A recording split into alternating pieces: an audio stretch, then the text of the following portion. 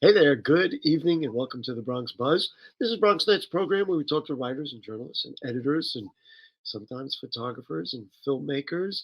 And in our second segment today, we're going to talk to one of the best, if not the best, music programs for Bronx youth.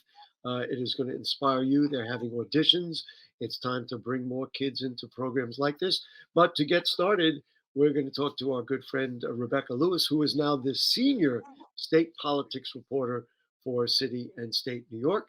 So we will say good evening to Rebecca Lewis. Nice to see you again. Nice to see you too, Gary. Thanks for having me on. So this edition, which I was just telling you how much I loved it, of City and State New York, featured articles by you about the budget process, and that's why we sought your expertise this evening. Let's talk a little bit about it. I thought we would start with really a city and state format, and that is with winners and losers, because you do that every week. When it comes to the state budget, it was $220 billion. Who were the winners and losers in this budget? Well, definitely one of the biggest winners are the Pegulas, the owners of the Buffalo Bills. They got a pretty good deal for the state to subsidize building a new stadium in Orchard Park, which is a suburb of Buffalo. Is a big contentious issue. The state is on the hook for the state and local taxes are will account for about $1 billion worth of new stadium costs. Free money? Uh, I mean, were you going to say, let's be honest, call it free money? That's what they get. it's you said that, not me. um, And it was kind of a by the late. way, that's the difference between a talk show host and a journalist. So that's Is a little bit of a late in the game development. I suppose no pun intended. It's not really a pun, but I made a sports reference with I don't know. But yeah, the governor kind of threw that into the mix kind of last minute. It took a lot of lawmakers by surprise. A lot of lawmakers didn't particularly like it, but the Pegulas, they came out on you're top. happy They to be. apparently wanted the state to pay for the entire thing, so maybe not quite as big winners as they might have hoped, but definitely one of the biggest winners uh, of this of this Yeah, budget cycle. this go around, yeah. And then it's George Gresham, 11.99. They made they didn't get as much as they had hoped for nursing home staff, for home care workers, but they got a raise. It's over 2 years, a $3 raise. It's costing the state $7 billion. That's still a really substantial amount of money. It's again not as much as advocates were hoping for, not as much as the union was hoping for, but it's.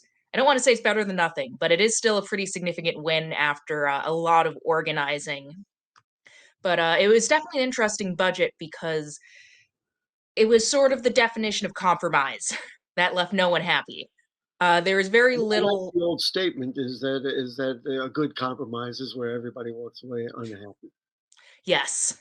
So it was a little tough because everything, there were little bits of victories, but never quite as much as people wanted. So it was a little bit tough to say, as opposed to last year when there were some pretty definitive winners. The first one that comes to mind, the advocates behind the Excluded Workers Fund, like that was a pretty massive victory. But then, this year a lot of the same people were pushing for.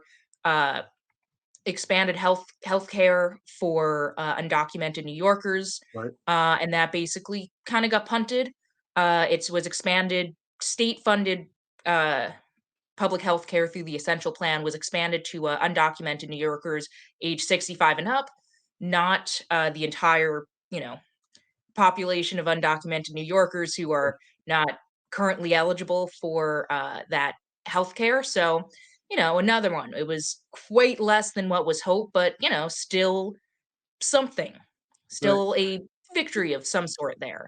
We did an interview which is going to air, or which is airing all this week, with Assemblyman Jeff Dinowitz and Assemblymember Amanda Septimo, a North Bronx Assembly member, a South Bronx who's a little more established, and a South Bronx young, much newer assembly member. And they had totally different opinions about the sum total of it. Jeff Dinowitz said it was the best budget he remembered in his 28 years of office. And Amanda Septimo said, well, there were some things I liked. She, of course, called out, and Jeff Dinowitz also called out the Buffalo Bills deal as ridiculous.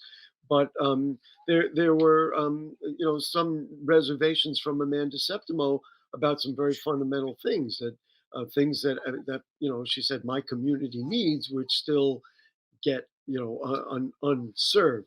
Um, let's just talk about the process a little bit. They also had some interesting things to say about the process. You and your colleagues who reported on it reported pretty clearly that you thought this was a budget that was done under secrecy. Some said even the most secret budget of all time. Boy, after coming out of the three men in the room concept, I'm not sure that that's the case. I thought maybe just the media was a little upset about being left out. What are your thoughts about the process? Was this a good process for a budget? Well, it's not us. It's not us in the media necessarily saying is the most secretive. It's the good government groups that are Ah, there saying you that go. it's among the most secretive. And I've got to say that the having covered a number of budgets, not as many as some of my colleagues, but enough to know how things work in the capital.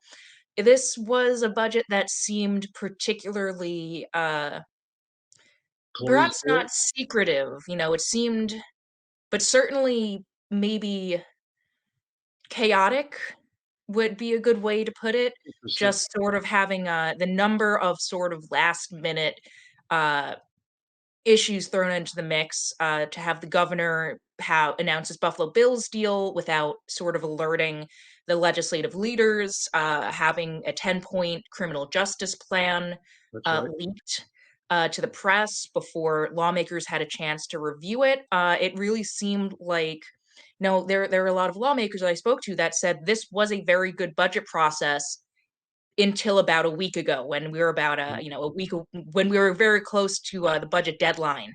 There were lawmakers I spoke to that said, yeah, this was different. I was receptive. I was talking with the governor's people. They were listening to us, and then kaput. There was, I've had they said it just kind of dropped off. both legislators in the assembly were pleased because they said that Carl Hasty, the speaker, had kept them informed, so they didn't feel until this last minute, thing that happened. They didn't feel like they didn't know. But Amanda Septimo was very clear that she did not appreciate the last minute insertions. And the other thing, and I'm curious what you think of this, is that she said, the debate over the crime bills and the bail reform, uh, um, she said that doesn't belong in a budget. That belongs in a legislative discussion, much like they punted with 421A, and they said let's have a philosophical or a discussion about the law before we put things into the budget. I thought that was a pretty reasoned critique of the way things went in this one. That is a fair critique. It's not an uncommon one. It's one we hear time and again during the budget process. The lawmakers, the legislators want to do policy out of the budget. The governor often wants to do it in the budget. It's where the governor has the most power and can actually introduce legislation. And there are definitely arguments on both sides to be had about where the best place to do it is. But the fact of the matter is that uh, criminal justice reform was, and correct me if I'm wrong, it's been a couple years. Criminal justice reform originally, the bail reform was done as part of the budget. Uh, So, I don't recall that, but it could very well be. I don't know. and if I am wrong, I apologize to the Well, I viewers. don't. But We it can was a look couple it up. years ago, but I'm pretty sure 2019 bail reform was rolled into the budget, as many uh, big issues often are. In the recent years, first with Governor Cuomo, kind of, his many scandals breaking during the budget season, we saw the legislature really kind of taking control a little bit more. Certainly under Governor Cuomo, the policy aspect of the budget was kind of ramped into overdrive. And then in 20, I guess 2021, yeah, 2021, we I had like to keep track, and I can appreciate that. the cannabis was done out of the budget. A lot of policy was taken out of the budget as well. And it seemed like lawmakers were trying to do that again this year to uh, varying degrees of success. But no, the governor was very adamant. Once she had her criminal justice plan in, that was pretty much the holdup. Why we had about a week late budget. The Right. governor really, that and the Buffalo Bills. Those were the two things that she was really adamant about making sure that some version of them made them in to the spending plan. Right. Our guest, Rebecca Lewis from City and State New York. Before we run out of time, curious what you think the effect of the deputy governor, lieutenant governor, excuse me, um, uh, having to resign at this particular juncture, leading into what is going to be somewhat of a contentious election season. How badly that does hurt Governor Hochul's reelection plans. Yeah. It's definitely interesting. It definitely will. I expect that it will probably impact her in the primaries. It's way too early to tell exactly what how much it will affect her. The state senate has already made it clear, although they can change their minds, that they're not going to take up legislation that would help. Well, that would allow Hochul and the Democrats to To get put Benjamin another off the candidate ballot in. and to replace him. The Senate said we're not going to take that up. It's an Amy Paulin bill that was drafted with the help of Common Cause. So the chances that she's going to be able to get a different running mate is pretty slim And at I have this to point. tell you, it's a fascinating dynamic then, because that means potentially Tom Suozzi's lieutenant governor could get elected, lieutenant governor candidate could get elected along with, if Governor Hochul is reelected. That's Or Jumaane Williams, Anna Maria Arkilla could yeah. be uh, could be her too. Then that would be quite something. They are definitely not at the same ends of the left wing political Uh, spectrum. Listen, So Rebecca Lewis, we got to go. We're gonna get back to you as we get into that sort of thing. Thank you so much for your time this evening. Our guest, a senior state politics reporter. Congratulations on the promotion, Rebecca Lewis from City and State New York. Absolutely, and I'm going to show you the cover, the best political magazine in the city or the state. Say hello to all our friends. Thanks so much for joining us. will do. Thanks for having me on.